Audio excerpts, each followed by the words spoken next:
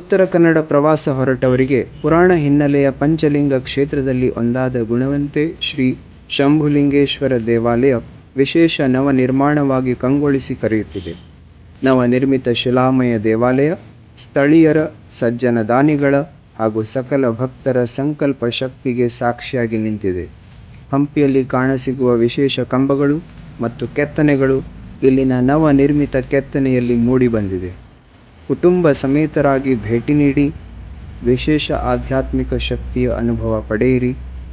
ವೈಶಾಖ ಶುಕ್ಲ ಪ್ರತಿಪದೆಯಂದು ಇಂದು ರಥೋತ್ಸವ ಆಚರಿಸಿಕೊಳ್ಳುತ್ತಿರುವ ಶ್ರೀ ಶಂಭುಲಿಂಗೇಶ್ವರ ದೇವರು ಸರ್ವರಿಗೂ ಸನ್ಮಂಗಲವನ್ನುಂಟು ಮಾಡಲಿ ಎಂದು ಪ್ರಾರ್ಥಿಸೋಣ.